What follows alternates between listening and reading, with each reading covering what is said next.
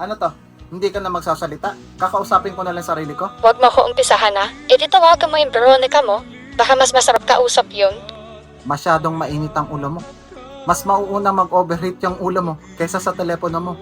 Wala akong alam na Veronica. Ang alam ko, mahal kita. Tarantado ka, mambobola ka pa. Eh baby nga ang tawag mo sa kanya, hindi mo kilala. Kilala mo o hindi? Wala talaga akong maalala eh.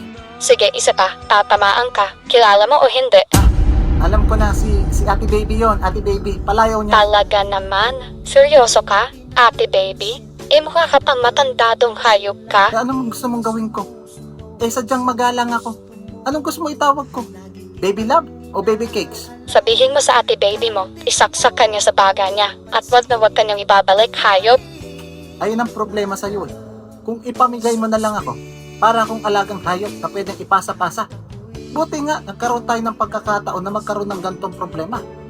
Para makita natin kung ano yung mga kailangan nating ayusin. Kung ayaw mo masyado ako malambing, edi mag-a-adjust ako. Talaga, B? Kaya mo magbago? Oo.